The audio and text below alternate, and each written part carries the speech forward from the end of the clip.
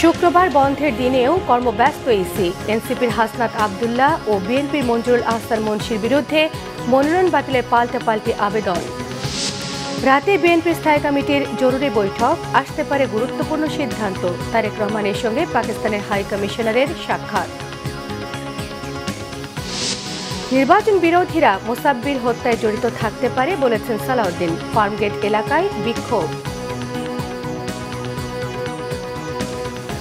কুমিল্লার দাউদকান্দিতে বাস, autorickshaw, motorcycle সংঘর্ষে আগুন, শিশুসহ 4 জনের মৃত্যু। ঘন কুয়াশায় ঢাকা মাওয়া এক্সপ্রেসওয়েতে দুর্ঘটনায় নিহত 1। দেখছিলেন ক্রাউন সিমেন্ট সংবাদ শিরোনাম। কুমিল্লা 4 আসনে জাতীয় নাগরিক পার্টির প্রার্থী হাসনাত আব্দুল্লাহ এবং বিএনপির মঞ্জুরুল আহসান মুন্সির বিরুদ্ধে মনোনয়ন বাতিলের পাল্টাপাল্টি আবেদন জমা পড়েছে নির্বাচন কমিশনে। শেষ দিন এ ধরনের আবেদন পড়েছে 171টিরও বেশি। এ নিয়ে নির্বাচন কমিশনে মোট আবেদন জমা পড়ল 640টিরও বেশি। বিকেলে ইসি সচিবের সঙ্গে বৈঠক করতে কমিশনে পৌঁছান অ্যাটর্নি জেনারেলের দায়িত্বপ্রাপ্ত মোহাম্মদ আরশাদুর রউফ। ঘণ্টাব্যাপী বৈঠক শেষে নির্বাচন কমিশন ছাড়েন তিনি। রিপোর্ট করছেন আসমা আক্তার নূপুর। শুক্রবার বিকেলে নির্বাচন কমিশনে পৌঁছেন অ্যাটর্নি জেনারেলের দায়িত্বপ্রাপ্ত অতিরিক্ত অ্যাটর্নি জেনারেল মোহাম্মদ আরশাদুর রউফ। বৈঠক করেন সিনিয়র সচিব আক্তার আহমেদের সাথে। প্রায় 1.5 ঘণ্টা বৈঠক করে নির্বাচন কমিশন ত্যাগ করেন আরশাদুর রউফ। তবে বৈঠকে আলাপের বিষয়ে গণমাধ্যমে কথা বলতে রাজি হননি ইসি সচিব আক্তার আহমেদ। এদিকে আপিল আবেদনের শেষ দিনে সকাল থেকে রাত পর্যন্ত আপিল আবেদন জমা নেয় নির্বাচন কমিশন। অন্যান্য দিনের মতো বিকাল 5টা পর্যন্ত আবেদনের সময় থাকলেও বিকাল পেরিয়ে রাত গড়ালেও দীর্ঘ সারি দেখা যায় নির্বাচন কমিশনে। অন্যান্য দিনের মতো এদিনও 1% ভোটের বিধান সঠিক নয় বলে অভিযোগ করেন মনোনয়ন বাতিল হওয়া স্বতন্ত্র প্রার্থীরা। যদি আমরা সত্যিকার অর্থে গণতান্ত্রিক প্রক্রিয়া চর্চা করতে চাই, 1%-এর বিষয়টাকে তুলে দিতে হবে। বাতিল হয়েছে নিশ্চয়ই অন্য কোনো কারণ আছে, সমর্থনের কারণে বাতিল হয় না। আমার প্রার্থীটা বাতিল হয়েছে ঋণ খেলাপি দাবি করে যে উত্থাপিত করেছে তা অতীতে হাইকোর্ট থেকে ফেরত পেয়েছি, এবারও 100% ফেরত পাবো। আওয়ামী ফেসিস্ট আমলে ওলামা একরামদের বিরুদ্ধে যে ষড়যন্ত্রমূলক হয়রানিমূলক মিথ্যা মামলাগুলি হয়েছে, যা আবার এই সরকার এসে উড্র করে নিয়েছেন, সব খারিজ করে ফেলেছেন। আমাদের ধারণা ছিল যেহেতু খারিজ হয়ে গেছে মনে হয় এগুলি উল্লেখ করতে হবে না, কিন্তু শেষ পর্যন্ত রিটার্নিং অফিসার ওইটাই লিখছেন যে না, ওই মামলাগুলির তথ্য আমাদেরকে দিতে হবে। এদিন সন্ধ্যায় কুমিল্লা 4 আসনে হাসনাত আব্দুল্লাহ ও বিএনপি প্রার্থী মঞ্জুরুল আহসান মুন্সির পক্ষ থেকে একে অন্যের বিরুদ্ধে মনোনয়ন বাতিলের আবেদন করেন নির্বাচন কমিশনে। আসমা আক্তার নূপুর, বাংলা ভিশন, ঢাকা। বিএনপি ভারপ্রাপ্ত চেয়ারম্যান তারেক রহমানের সঙ্গে সাক্ষাৎ করেছেন ঢাকায় নিযুক্ত পাকিস্তানের হাই কমিশনার ইমরান হায়দার। বিকেলে গুলশানে বিএনপি চেয়ারপারসনের কার্যালয়ে তাদের এই সাক্ষাৎ অনুষ্ঠিত হয়। এই সময় স্বার্থ সংশ্লিষ্ট বিভিন্ন ইস্যুতে আলোচনা করেছেন তারা। এছাড়া তারেক রহমানের সঙ্গে সাক্ষাৎ করেন বাংলাদেশে নিযুক্ত অস্ট্রেলিয়ার হাই কমিশনার সুজান রয়েল। এদিকে দলের জাতীয় স্থায়ী কমিটির জরুরি বৈঠক ডেকেছেন বিএনপির ভারপ্রাপ্ত চেয়ারম্যান তারেক রহমান। রাত 9টায় গুলশানে বিএনপি চেয়ারপারসনের রাজনৈতিক কার্যালয়ে বৈঠকটি হবে। এতে সভাপতিত্ব করবেন দলটির ভারপ্রাপ্ত চেয়ারম্যান তারেক রহমান। এই বৈঠক থেকে কিছু গুরুত্বপূর্ণ সিদ্ধান্ত আসতে পারে বলে অপেক্ষায় নেতাকর্মীরা। দেশের আইন শৃঙ্খলা পরিস্থিতি নিয়ে অসন্তুষ্ট বিএনপির মহাসচিব মির্জা ফখরুল ইসলাম আলমগীর। তিনি বলেন, ছাত্র সংসদ নির্বাচন এবং বিশ্ববিদ্যালয় নির্বাচনগুলো জাতীয় নির্বাচনে প্রভাব ফেলবে না। ঠাকুরগাঁও শহরের কালীবাড়িতে নিজ বাসভবনে শুক্রবার সকালে সাংবাদিকদের সঙ্গে এসব কথা বলেন তিনি। দল যদি ক্ষমতায় আসতে পারে এবং সরকার গঠন করতে পারে তাহলে নিঃসন্দেহে এই পিছিয়ে পড়া অঞ্চলগুলোকে বেশি অগ্রাধিকার দেওয়া হবে বলেও আশ্বাস দিয়েছেন তিনি। রাজনৈতিক ব্যক্তিদের হত্যার তীব্র নিন্দা জানানো সহ এ বিষয়ে তেমন কোনো ব্যবস্থা নেওয়া হয়নি বলে অভিযোগ করেছেন বিএনপির মহাসচিব মির্জা ফখরুল। যে হারে রাজনৈতিক নেতৃবৃন্দকে খুন করা হচ্ছে, বিশেষ করে আমাদের দলের অনেক কয়েকজন নেতাকে হত্যা করা হয়েছে, খুন করা হয়েছে, আমরা এটা তীব্র নিন্দা জানিয়েছি, ক্ষোভ জানিয়েছি, কিন্তু সরকারের তরফ থেকে সেই ধরনের যে একটা ইফেক্টিভ ব্যবস্থা সেটা কিন্তু গ্রহণ করা হয়। আমরা আশা করব যে সরকার এ ব্যাপারে আরো দায়িত্বশীল ভূমিকা পালন করবেন। বিশ্ববিদ্যালয়ের নির্বাচন এটা আপনার জাতীয় নির্বাচনে কখনোই কোনোদিনই আপনার কোনো প্রভাব ফেলেনি। আমরা আশা করি এবারে সেভাবে কোনো প্রভাব ফেলবে না। বিএনপি চেয়ারপারসনের গুলশান কার্যালয়ে আছেন আমাদের সহকর্মী নাবিল জাহাঙ্গীর। সরাসরি যুক্ত হচ্ছে তার সঙ্গে। নাবিল, বিএনপির ভারপ্রাপ্ত চেয়ারম্যান তারেক রহমানের আজকের কর্মসূচি সম্পর্কে আমাদের জানাবেন। তাছাড়া স্থায়ী কমিটির বৈঠক নিয়ে কি তথ্য আছে আপনার কাছে যদি জানাতেন।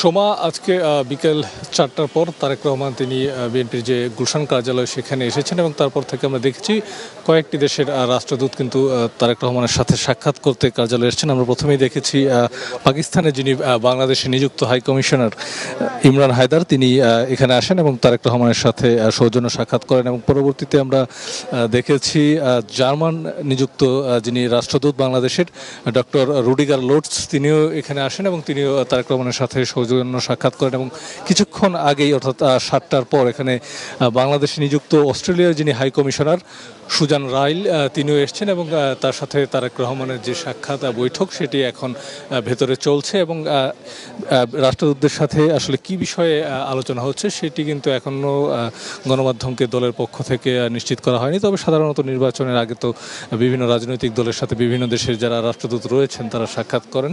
এছাড়াও আপনি যেমনটা বলছিলেন, আজকে কিন্তু 9টার দিকে দলের যে স্থায়ী কমিটির বৈঠক সেটি অনুষ্ঠিত হওয়ার কথা রয়েছে এবং আমরা যেটি জানতে পারছি এই বৈঠকে তারেক রহমানের নেতৃত্বে এই বৈঠকটি অনুষ্ঠিত হবে এবং যদিও দলের পক্ষ থেকে সেটি আমাদেরকে সুনির্দিষ্ট করে বলা হয়নি, তারপরে যেটি একটি বিষয় আলোচনায় আসছে সেটি হচ্ছে বেগম জিয়ার মৃত্যুর পর যেহেতু বিএনপির যে দলীয় প্রধানের যে পদটি সেই পদটি দীর্ঘদিন ধরেই বেশ কিছুদিন যাবৎ ফাঁকা রয়েছে এবং এই পদে আসলে তারেক রহমানকে চেয়ারপারসন অথবা চেয়ারম্যান হিসেবে ঘোষণা করা হবে কিনা সেই সিদ্ধান্তটি আসলে আজকের যে স্থায়ী কমিটির বৈঠক সেখান থেকে আসতে পারে এমন একটি আলোচনা রয়েছে। এছাড়াও দেশের যে সমসাময়িক চলমান যে সকল বিষয়, আইন শৃঙ্খলা পরিস্থিতি এবং নির্বাচনের আগে যে পরিস্থিতি সেসব বিষয়ে আলোচনা হবে। আপনি জানেন যে তারেক রহমান 11 তারিখ থেকে 14 তারিখ পর্যন্ত উত্তরবঙ্গে সফর করবেন, সেই বিষয়েও বিভিন্ন বিষয়ে আসলে আলোচনা হবে। বিশেষ করে যেহেতু নির্বাচনের আগে নির্বাচনী কৌশল সহ দলের বিভিন্ন গুরুত্বপূর্ণ বিষয়ে যে নীতি নির্ধারণী বিষয় সেগুলো নিয়ে আলোচনা হবে। সোমা। নাবিল, আপনাকে অসংখ্য ধন্যবাদ। দলের সিদ্ধান্ত মেনে মনোনয়ন প্রত্যাহারে বিদ্রোহী প্রার্থীদের প্রতি আহ্বান জানিয়েছেন বিএনপি নির্বাচন পরিচালনা বিষয়ক জাতীয় কমিটির সভাপতি এবং দলের স্থায়ী কমিটির সদস্য নজরুল ইসলাম খান। দুপুরে জুমার নামাজের পর বেগম খালেদা জিয়ার মাজার জিয়ারতের আগে তিনি এসব কথা জানান। তিনি বলেন, দেশে গণতন্ত্র বিরোধী ষড়যন্ত্র রুখে দিতে আইনশৃঙ্খলা বাহিনীকে সক্রিয় করতে অন্তর্বর্তী সরকারকে আহ্বান জানানো হয়েছে। এদিকে আজও দিনভর বেগম খালেদা জিয়ার প্রতি শ্রদ্ধা জানিয়েছেন সর্বস্তরের মানুষ। বিস্তারিত জানাচ্ছেন মামুন আবদুল্লাহ। প্রিয় নেত্রীর কবরে ফুল দিয়ে শ্রদ্ধা জানাতে সকাল থেকেই বেগম জিয়ার মাজারে ভিড় জমান সাধারণ মানুষ। শুধু ঢাকা নয়, বাইরের বিভিন্ন জেলা ও উপজেলা থেকে আসা মানুষের চোখে মুখে শোকের গভীর ছাপ। জেল থেকে যেসব জেলে যেত ওরা বাবারা টিভিতে দেখতো, দেখার পরে ওরা বলতো আব্বু আমরা উনার কবরে যাবো, উনার কবর জিয়ারত করব, দোয়া করব। আমরা বাগেরহাট থেকে আসছি আমাদের প্রিয় নেত্রীকে দেখতে।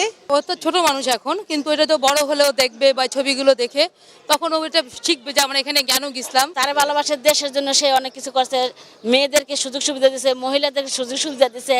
শ্রদ্ধা জানাতে আসেন বিএনপি ও এর অঙ্গ সহযোগী সংগঠনের নেতারাও। বলেন, বেগম খালেদা জিয়াউর রহমানের যে গণতন্ত্রের মশাল আঁকড়ে ধরেছিলেন তার যোগ্য উত্তরসূরি তারেক রহমান।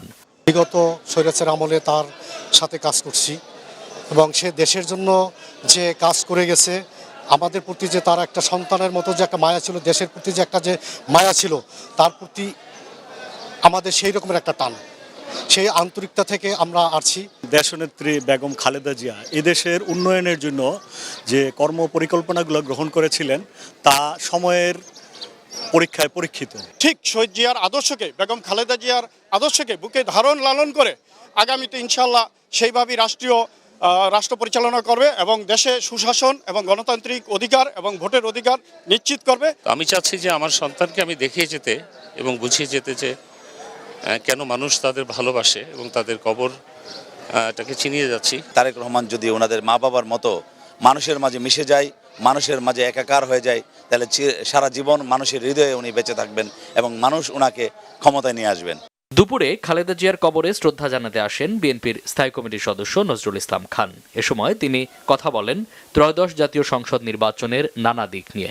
আমাদের মতো একটা এত বড় দলে যোগ্য প্রার্থী প্রচুর, তো সেখানে অনেকেই দলের সিদ্ধান্ত মনে করেছে আর কি, যে এই সিদ্ধান্তের চেয়ে তাকে যদি মনোনীত করা হতো তাহলে আরও ভালো হতো।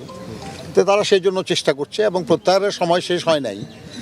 আমরা আহ্বান জানিয়েছি তাদেরকে যে দলের সিদ্ধান্তের প্রতি যেন তারা শ্রদ্ধাশীল হয়ে তারা মনোনয়নপত্র প্রত্যাহার করেন। প্রিয় নেত্রীর আদর্শে অনুপ্রাণিত হয়ে দেশ গড়ার অঙ্গীকার করেন মাজারে শ্রদ্ধা জানাতে আসা নেতাকর্মীরা। মামুন আব্দুল্লাহ, বাংলা ভিশন, ঢাকা। বিএনপি স্থায়ী কমিটির সদস্য সালাউদ্দিন আহমেদ জানিয়েছেন, পরিকল্পিতভাবেই স্বেচ্ছাসেবক দলের নেতা মোসাব্বিরকে হত্যা করা হয়েছে।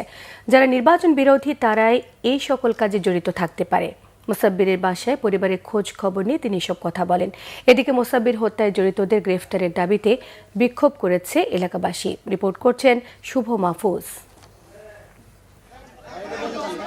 শুক্রবার বিকেলে রাজধানীর পান্থপথে ঢাকা মহানগর উত্তর স্বেচ্ছাসেবক দলের সাবেক সদস্য সচিব আজিজুর রহমান মুসাব্বিরের বাসায় যান বিএনপির স্থায়ী কমিটির সদস্য সালাহ উদ্দিন আহমদ ও ঢাকা 12 আসনে বিএনপি সমর্থিত প্রার্থী বিপ্লবী ওয়ার্কার্স পার্টির সাধারণ সম্পাদক সাইফুল হক।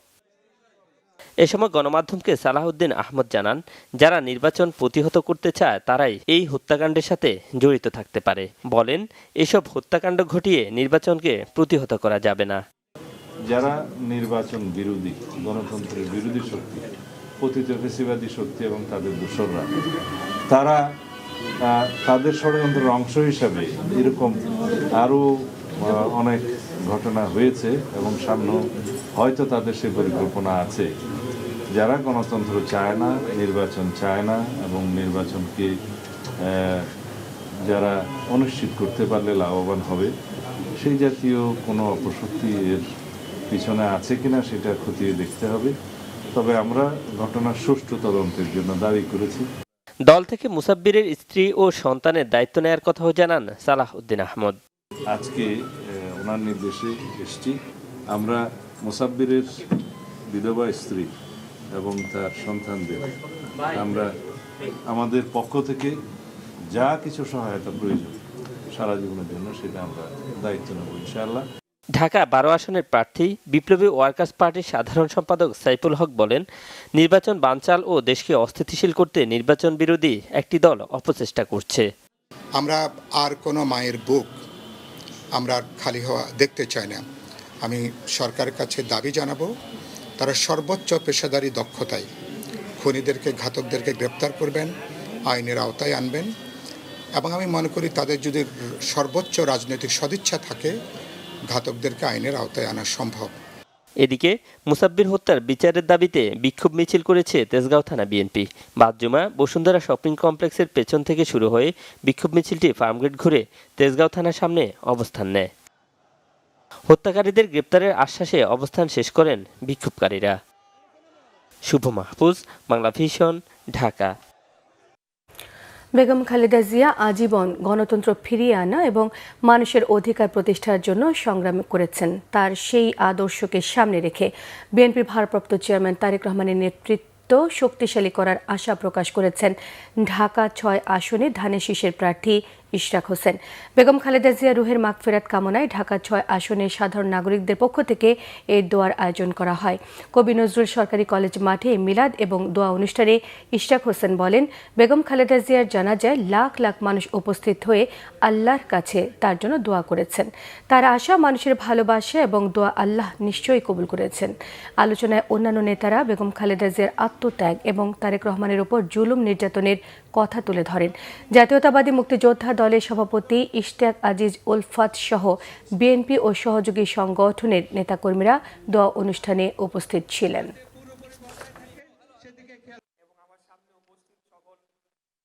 এবং ওনার অসমাপ্ত কাজ ছিল কোনটা? বাংলাদেশে গণতন্ত্র প্রতিষ্ঠা করা। এটার জন্যই ওনার লড়াই সংগ্রামটা ছিল। অতএব আমরা বাংলাদেশে গণতন্ত্র প্রতিষ্ঠা করার মাধ্যমে ওনার সকল যে ত্যাগ সেটার প্রতিদান দেবো ইনশাআল্লাহ।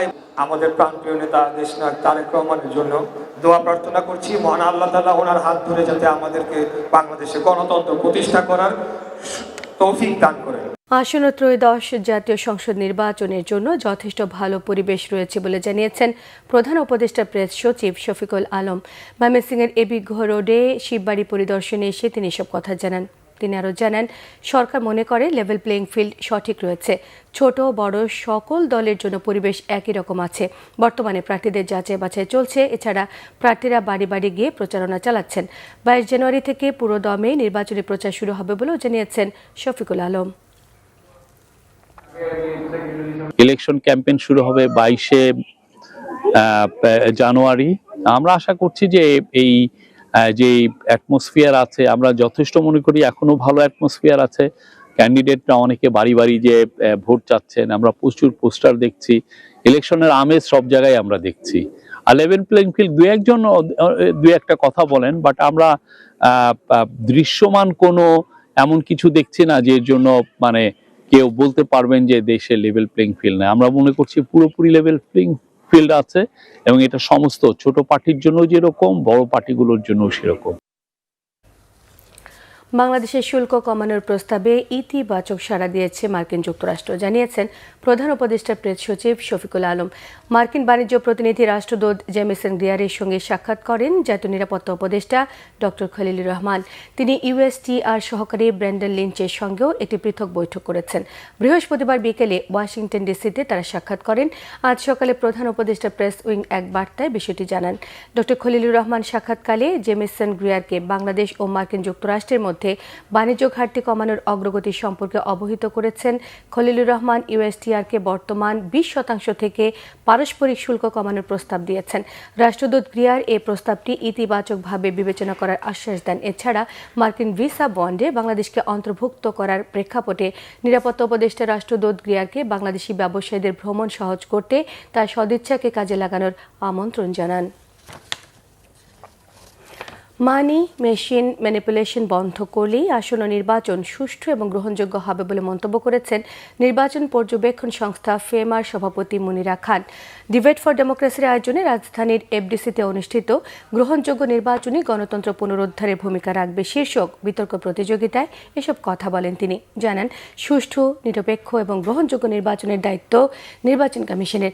রাজনৈতিক দলগুলো যাতে অপ্রীতিকর পরিস্থিতি তৈরি করতে না পারে তা নিয়েও কাজ করতে হবে বলে তিনি জানান। এদিকে সুশাসন এবং জবাবদিহিতা বজায় রাখা সম্ভব না হলে শুধুমাত্র গ্রহণযোগ্য নির্বাচনী গণতন্ত্র পুনরুদ্ধারে ভূমিকা রাখতে পারবে না বলে মনে করেন হাসান আহমেদ চৌধুরী কিরণ। তিনি জানান, আসন্ন নির্বাচন হবে দীর্ঘদিন ভোটাধিকার থেকে বঞ্চিত জনগণের রায়ের বহিঃপ্রকাশ।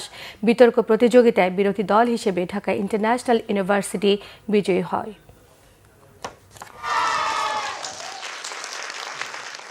নির্বাচন একটা চয়েস না, এখন আর নির্বাচন এখন আমাদের দেশে মাস্ট, এটা হতেই হবে।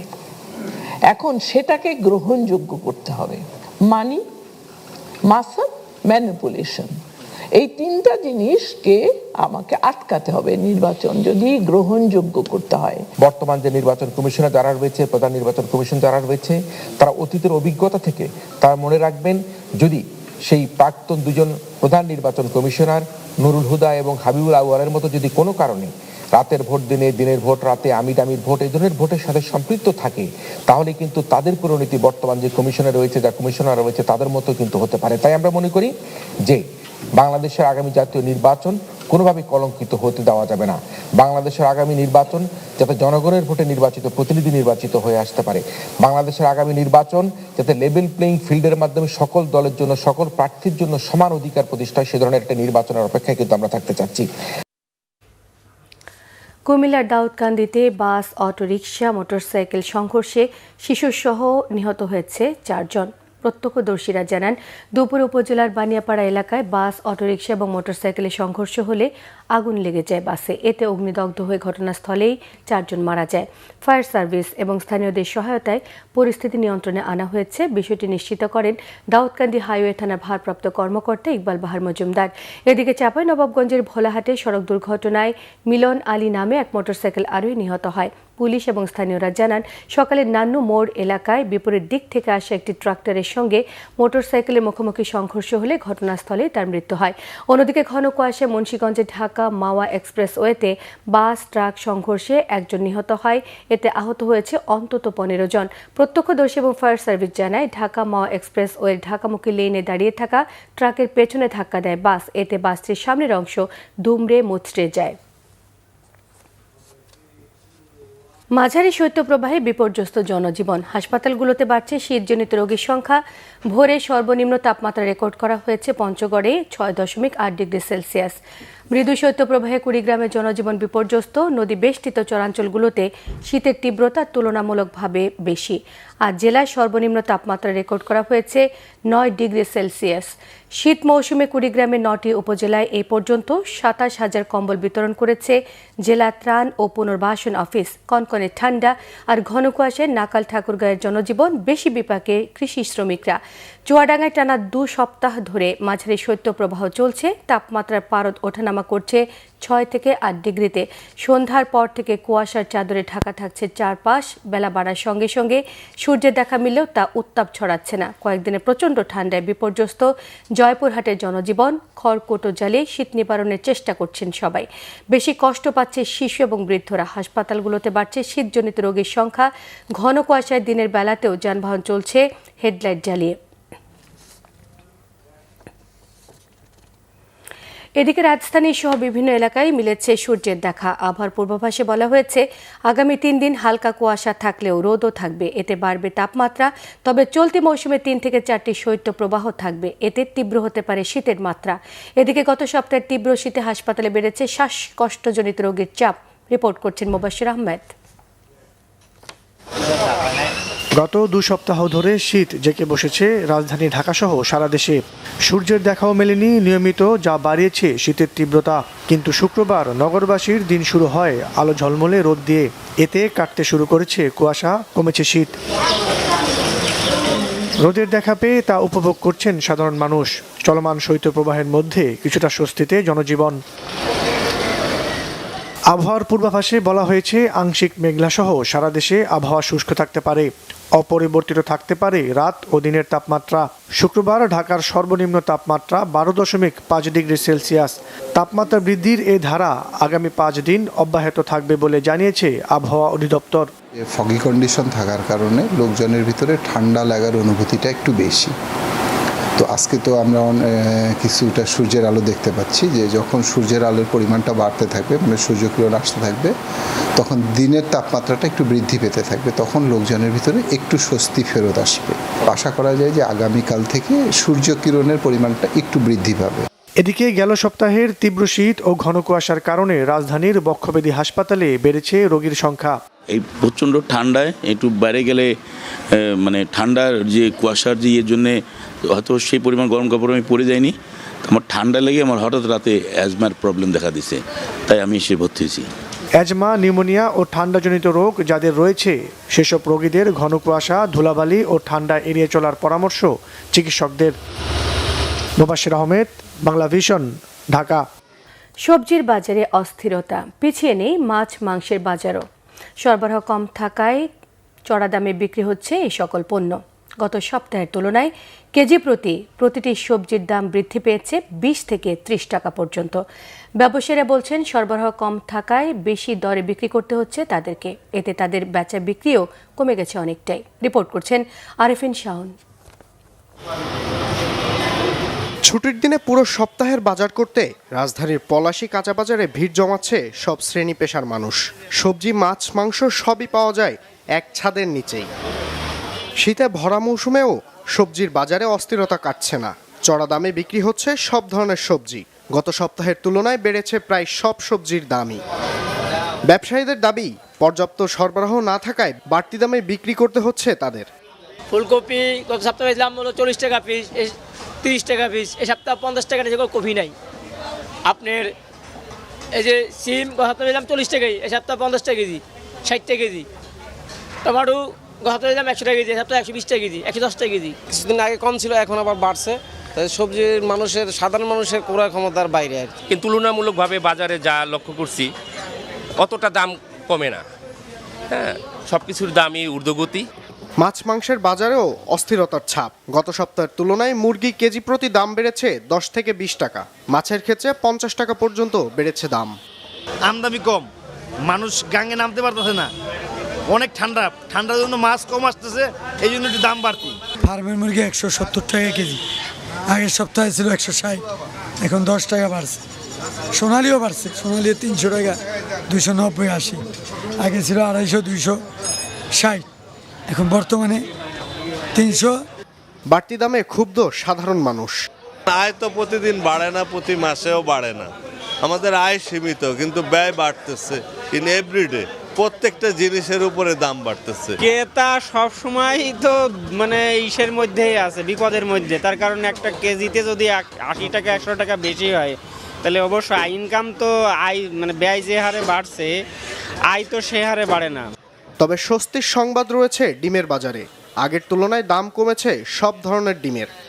তো শীত, যেহেতু আবহাওয়া শীত, তো এই সিজনটা উৎপাদন অনেক ভালো, এই জন্য ডিমটা বাজারটা স্থিতিশীল আছে। Arefin Shaon, Bangla vision, Dhaka. Family card, health card এবং ফার্মার্স কার্ডের পাশাপাশি কবি, সাহিত্যিক এবং গবেষকদের জন্য প্রণোদনা ফান্ড তৈরির কথা বলেছেন বিএনপি চেয়ারপারসনের উপদেষ্টা সৈয়দ মোয়াজ্জেম হোসেন আলাল। তিনি জানিয়েছেন, গণতান্ত্রিক সরকার দেশের দায়িত্ব পেলে সকল শ্রেণী পেশার মানুষের মূল্যায়ন করা হবে। রাজধানী পরিবাগের সংস্কৃতি বিকাশ কেন্দ্রে আয়োজিত এক আলোচনা সভায় বক্তারা জানান, কারো দয় বেঁচে থাকতে চান না সংস্কৃতি কর্মীরা। মেধার মূল্যায়ন না হলে মেধাবীরা জন্মাবে না বলেও মন্তব্য করেছেন তারা। প্রজন্ম একাডেমির এই আয়োজনে আলোচকরা জানান, বিগত দিনে সংস্কৃতির নামে একটি নির্দিষ্ট দল এবং গোষ্ঠীর বন্দনা করা হয়েছে। ভিনদেশি সংস্কৃতি বাংলাদেশের মানুষের উপর চাপিয়ে দেওয়া হয়, ফলে সে সময় বিভিন্ন ক্ষেত্রে অনাকাঙ্ক্ষিত পরিস্থিতির সৃষ্টি হয়। ৭১-এর মুক্তিযুদ্ধ এবং ২৪-এর গণ অভ্যুত্থানের প্রেরণায় দেশকে এগিয়ে নেওয়ার কথা বলেন আলোচকরা। তারা জানান, এবার নির্বাচিত সরকার দায়িত্ব পেলে গণমানুষের কল্যাণকে প্রাধান্য দেওয়া হবে।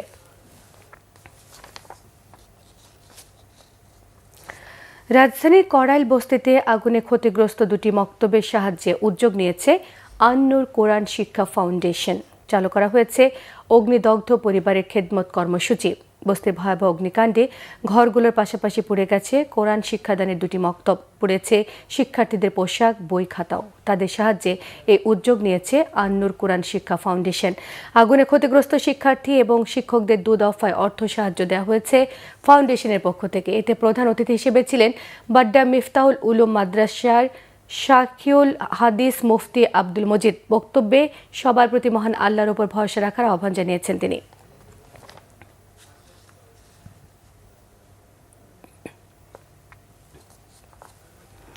সংবাদ শেষ করব ক্রাউন সিমেন্ট শিরোনামগুলো আরও একবার জানিয়ে দিয়ে। শুক্রবার বন্ধের দিনেও কর্মব্যস্ত ইসি। এনসিপির হাসনাত আব্দুল্লাহ ও বিএনপির মঞ্জুরুল আহসান মুন্সির বিরুদ্ধে মনোনয়ন বাতিলের পাল্টাপাল্টি আবেদন। রাতে বিএনপি স্থায়ী কমিটির জরুরি বৈঠক, আসতে পারে গুরুত্বপূর্ণ সিদ্ধান্ত। তারেক রহমানের সঙ্গে পাকিস্তানের হাই কমিশনারের সাক্ষাৎ। নির্বাচন বিরোধীরা মুসাব্বির হত্যায় জড়িত থাকতে পারে বলেছেন সালাউদ্দিন। ফার্মগেট এলাকায় বিক্ষোভ।